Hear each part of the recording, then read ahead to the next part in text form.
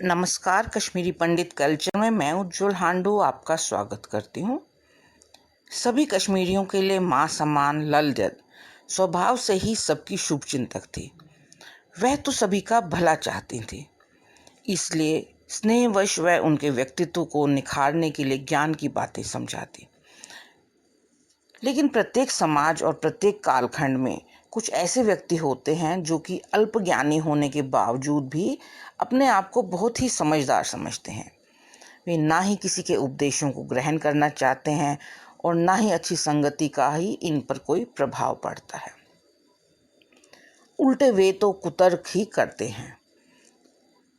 ललजद को भी अपने जीवन में ऐसे मोड़ अवश्य मिले होंगे और वह जान गई थी कि मूर्ख व्यक्ति के साथ व्यर्थ तर्क में नहीं उलझना चाहिए।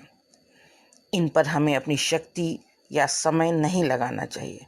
इन्हें समझाने या सुधारने का प्रयास भी हमेशा निरर्थक ही रहता है। इस बात का संकेत वह अपने वाकों में भी देती हैं। ललवाकों की श्रृंखला को आगे बढ़ाते हुए आज मैं आपके लिए लेकर आई हूँ 2 ललवाक। तो चलिए सबसे पहले पढ़ते हैं पहला वाक। Soikulno dodsuitsigze, sarpune tolan disno pa, sekishatas palno wavze, rav ravzin komyajan तील। इसकी पहली पंक्ति है सोयकुलनो दodsuitsigze, यानी बिच्छू घास को दूध से न सींचना।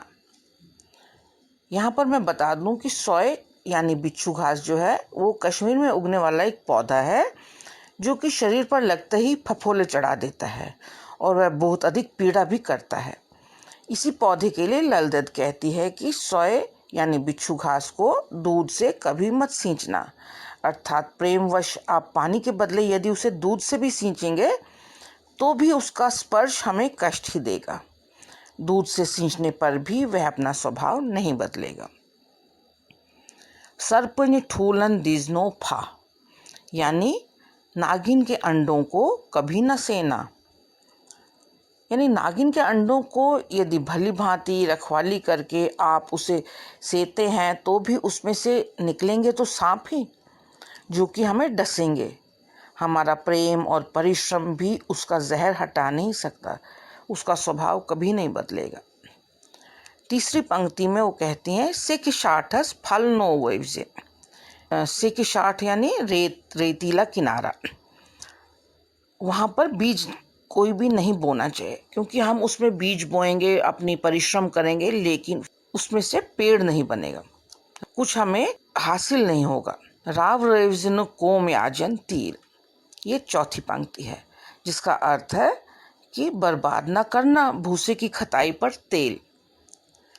यहाँ पर मैं आपको बता दूं, याज जो है ये एक चावलों के आटे से बनाई जाने वाली खाने की एक डिश है, एक तरह का स्नैक है। यहाँ पर कोम याज का मतलब है भूसे की खताई। अगर हम भूसे से ये बनाएंगे याज तो हम जितना भी तेल इस पे इस्तेमाल कर लें वो खाने लायक नहीं होगा, तो मतलब हमारा परिश्रम जो है वो व्यर्थ हो जाएगा। दूसरे वाक में वो कहते हैं मूडस ज्ञानिच कथनो वंजे खरस गोर दिन रावी दो युस युथ कार्य सुत्युत स्वदे क्रे कर्जन पानुई पान। इसकी पहली पंक्ति है मूडस ज्ञानिच कथनो वंजे, यानी मूर्ख को ज्ञान की बात न बताना। यानी मूर्ख व्यक्ति के साथ कभी भी ज्ञान की बात ना करें, वो आपके ज्ञान को समझेगा नहीं बल्कि आपके साथ तर्क वितर्क ही करेगा। दूसरी पंक्ति है खरस गोर दिन रावी दो, यानी गधे को गुड़ देने से बेकार हो जाएगा दिन। यहाँ पर मैं बता दूं, गुड़ अधिकतर गायों को दिया जाता था क्योंकि गुड़ खाने से वो ज़्यादा दूध देती थी, और अगर गधे को गुड़ खिलाएंगे तो उससे कोई हमें फायदा नहीं होगा बल्कि नुकसान ही हो जाएगा। तीसरी लाइन में वो कहती हैं युस युथ कार्य सुत्युत स्वरे, यानी जो जैसा करेगा वो वैसा भरेगा। क्रूरे कर्जन पानुई पान, कुएं में ना धकेलो अपने आप को। यानी जो व्यक्ति जैसा कर्म करेगा वो वैसा फल पाएगा। आपके समझाने से वो आपकी बात नहीं मानेगा, इसलिए ऐसे व्यक्तियों को समझाने का कोई फायदा नहीं है। तो ये थे आज के ललवाक। आशा करती हूँ कि आपको ये पसंद आए होंगे। आप इसे लाइक और शेयर ज़रूर करें और मेरे चैनल को सब्सक्राइब ज़रूर करें। एक नए वीडियो के साथ जल्द ही आपसे दोबारा मिलती हूँ। तब तक के लिए नमस्कार।